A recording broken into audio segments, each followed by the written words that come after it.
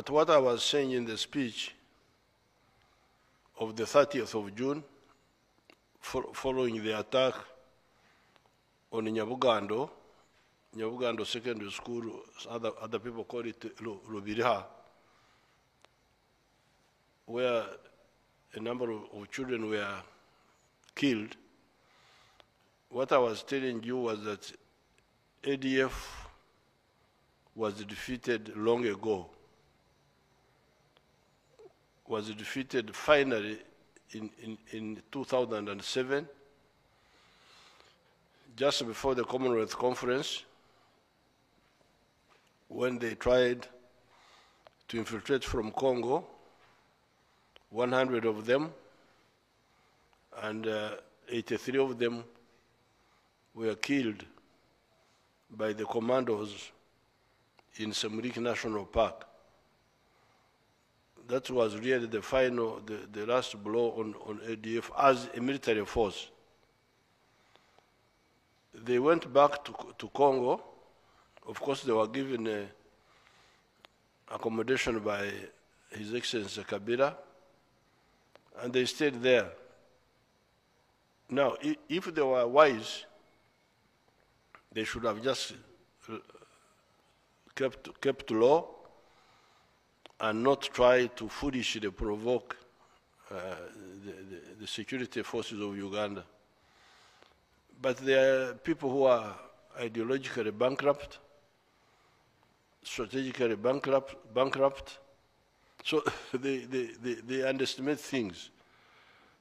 Instead of just hiding and continuing using that space of Congo for making money, because they were making money from gold, from stealing people's cocoa, from cutting timber. Instead, they foolishly continued to try to come into Uganda. You remember they were killing our sheikhs, our Muslim sheikhs, the ones who did not support them. Quite a number of them were killed. And then they killed Joan Kagezi. That why is she prosecuting them seriously? Other prosecutors are bribed, and they don't prosecute seriously. So this Kagezi must be killed. Then they killed Major Chugundu, and then they attacked General Katumba, killed his daughter. Now, this was a very big miscalculation by them. Once the security forces of Uganda are mobilized, there's no way any of such groups can survive. The only obstacle had been the attitude of the government of Congo, of Kabila. The government of Congo had no capacity to fight these people. I wouldn't want to say that they were supporting them, but they had no capacity to throw them out of their territory. And yet, they didn't want us to help them. The UN was there, but UN is not a serious force which can do any serious work. Then our brothers from Southern Africa came. They came and only fought M23. And they just sat there in Beni and other towns. And these people were there killing Congolese all that time, killing them, robbing them,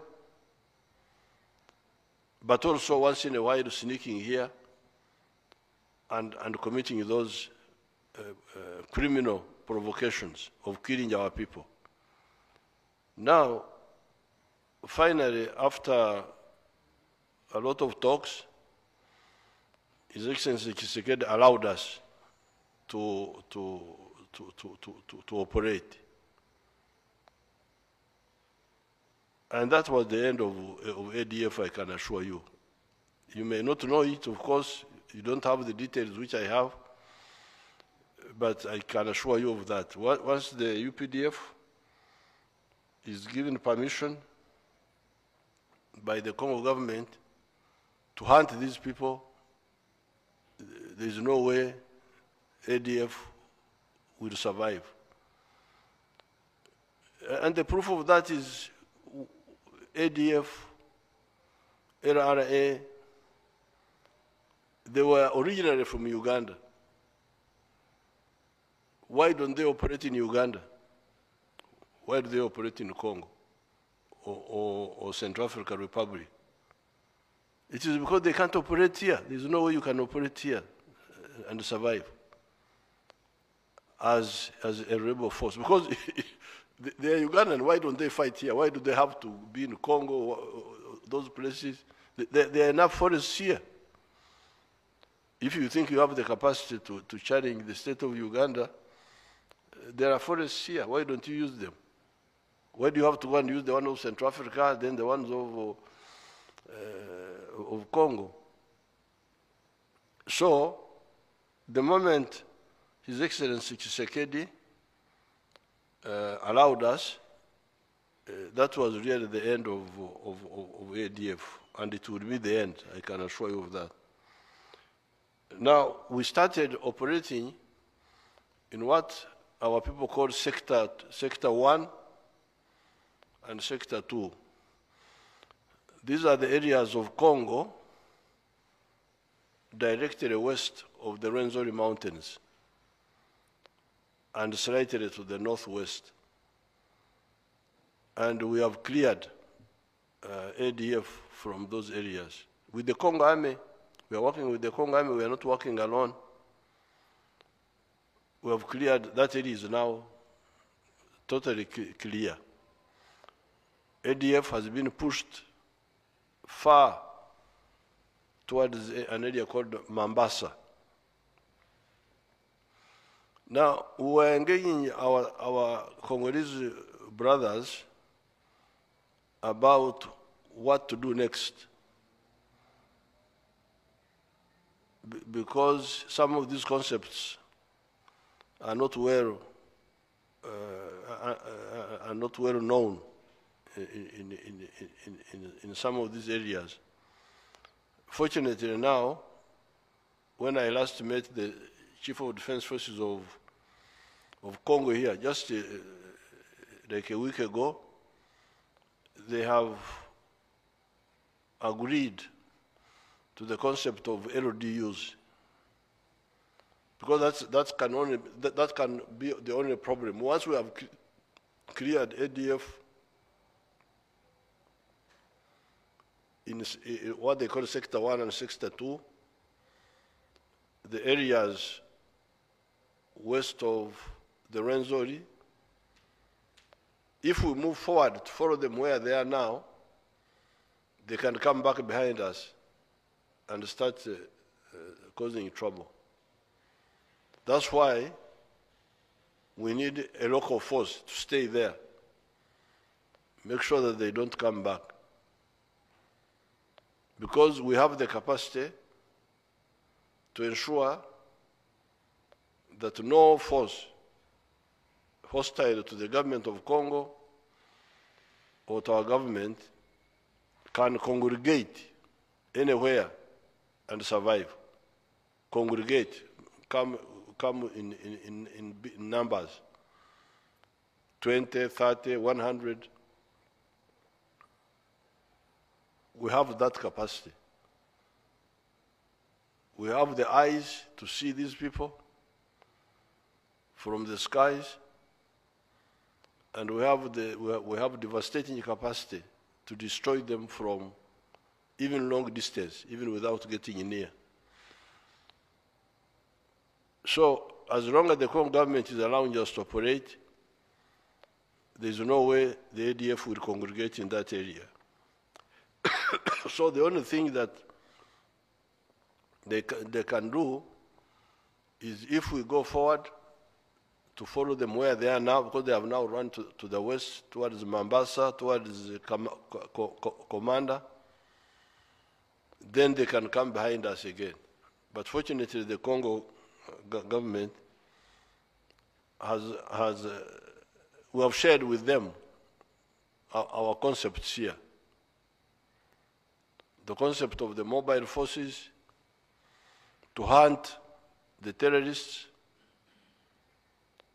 the zonal forces to remain in the area so that in case anybody comes back, they are there. And also the LDUs to guard the villages. If there were LDUs in Nyabugando, that place there, if there had been some local LDUs, that killing of the children would never have happened. But we did not have LDUs in that area because it has been a peaceful area for a long time. Otherwise, if it becomes necessary, we shall put the LDUs. But it's not necessary. Now, when the attack happened on the children on the 16th of June, it was from this sector, what is called Sector 3, that is now the area south of the Rwenzori Mountains and west of Lake Edward. When you go from Mpondwe, the border towards Beni, part of that area is to the left, towards Lake Edward. Now that area, our people had not concentrated on it so much. There were some people there, but not a big number. But when they committed this atrocity, we concentrated on that area. We put new forces, and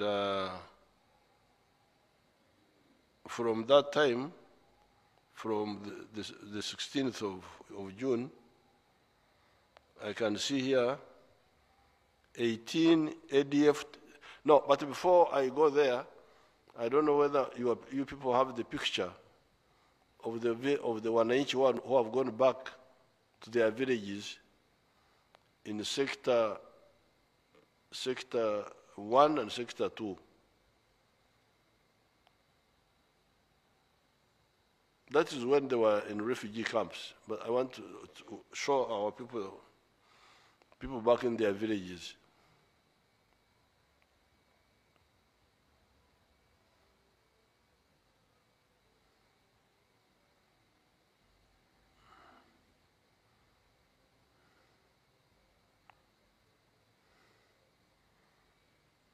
Is that a village or a camp or what?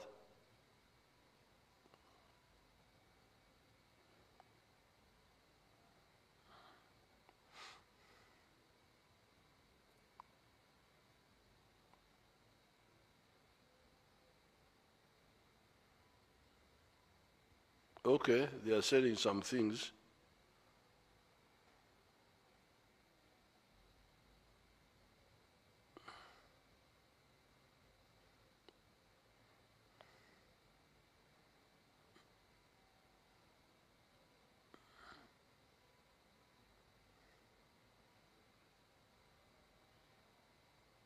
What's that? That's a meeting. A classroom. Oh, okay, okay. Okay, but you're going to get even more moving ones. Next time, show them to the Wananchi, the videos, not just these. So the people in those sectors have gone back to their villages, and they are now harvesting their cocoa and so on. Now, coming back to Sector 3, after the attack, we intensified operations there. And here I can see 18 ADF terrorists have been killed, including somebody called Mubindo. I don't know whether it is Muhindo or Muvindo, from Kisinga in Kasese district, and one Fazule, Tanzanian. One terrorist was captured alive. 17 SMGs were captured. One machine gun, one RPG,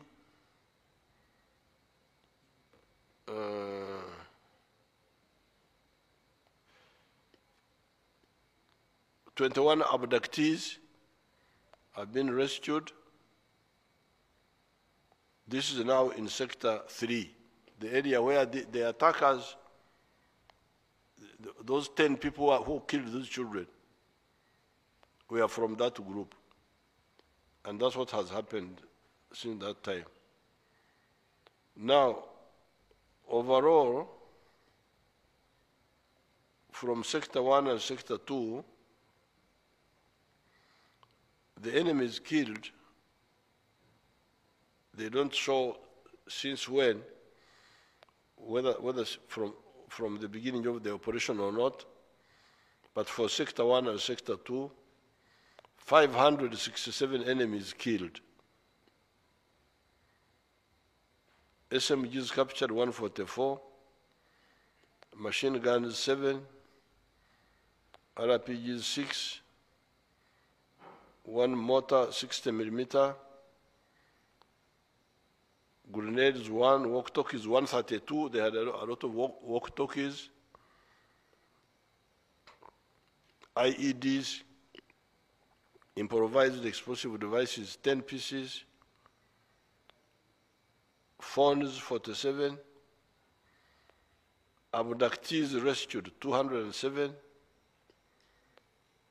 terrorists captured alive 50, those who surrendered 32. So I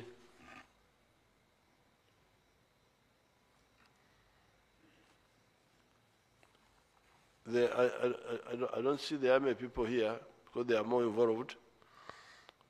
They should be able to inform you by making some of these people talk to you people, the captured, instead of me coming to tell you. The captured people should be the one to tell you, to tell the Ugandans. The abductees, the ones who have escaped. You know, the NRM and all its groups are always very, very, very weak in terms of information, in terms of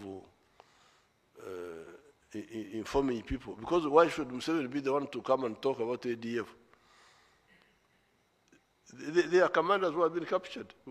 Let them come and tell you, because I'm not ADF. Why am I the one talking about ADF and so on, as if I am? You should make the people who are involved to tell the story. You have the captured ADFs, you have those who have surrendered, you have the abductees. So they should be the one telling you the story, and the journalists asking them questions, and then they answer them, so that the whole population knows what's happening. Instead of keeping the war as if it's a secret for me and the commanders, and as if we are keeping a secret.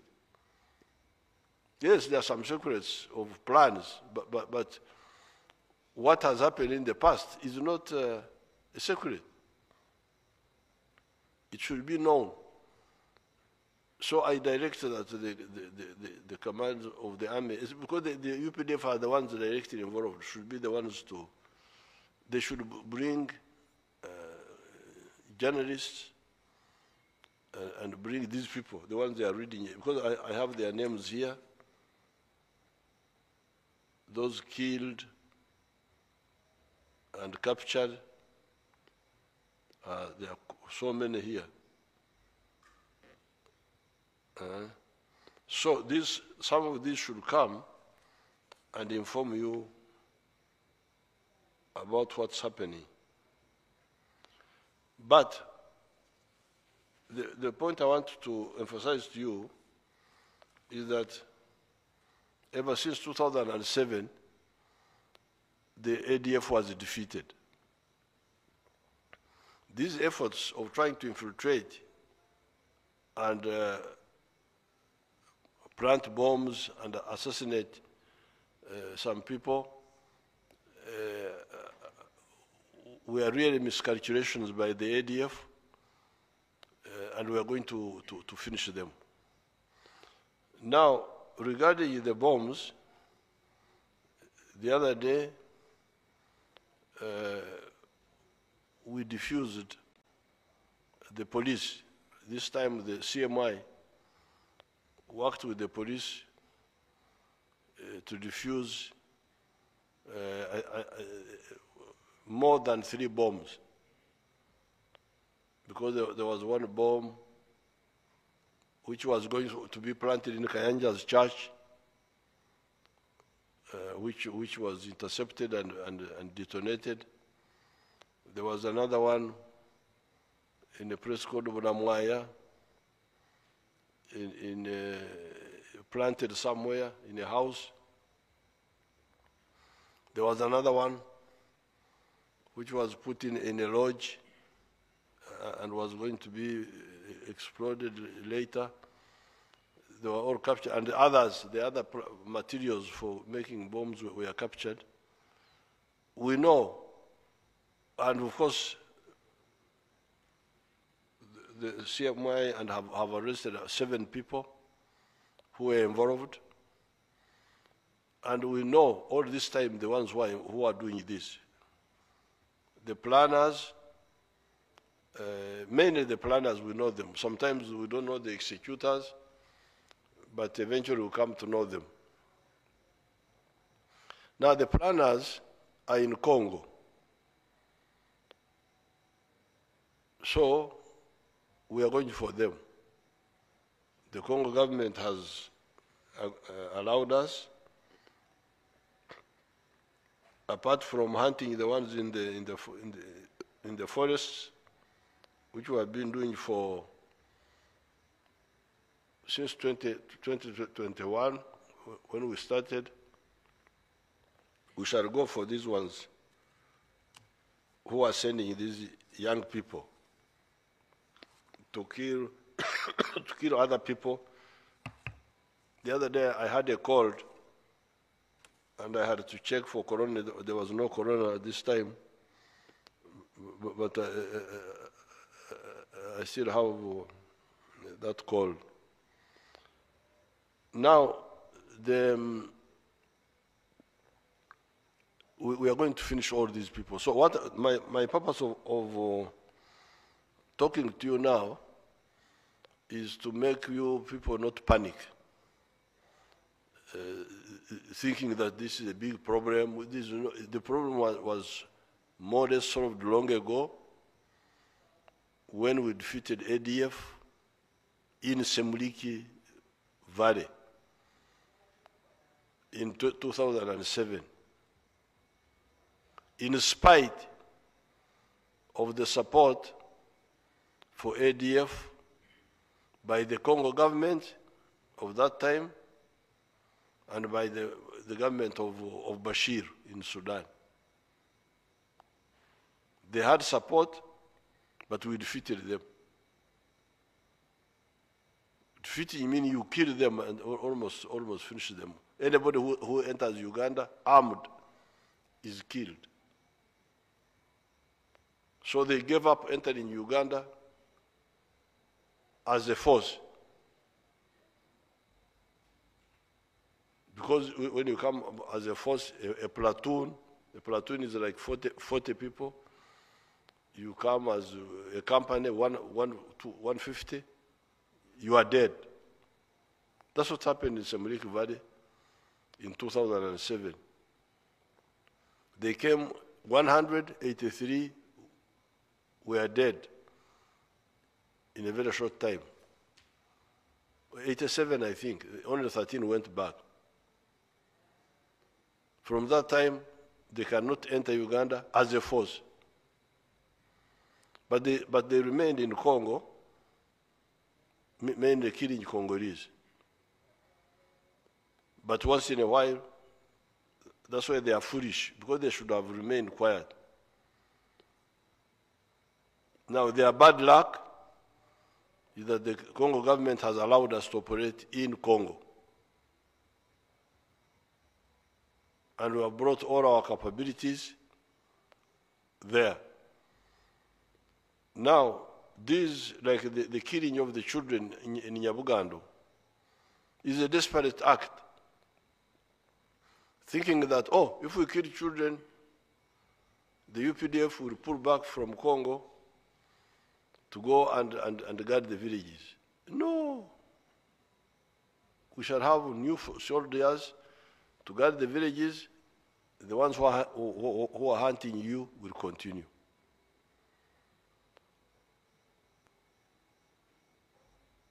The infiltration of these people who come who come and buy, because some of the materials they use to make these homemade bombs are ordinary chemicals on the market. Those chemicals are there. So what we need to do is to make anybody who has got that idea of using these chemicals to kill people to lose appetite for doing that. You do it, we kill you. The planner will die or will be captured and prosecuted, and so will the executor. So working with the Congo government, we are hunting these people, the ones who are sending, and because we know who they are. Therefore, I don't want anybody to start panicking and think that there is a big, insoluble problem.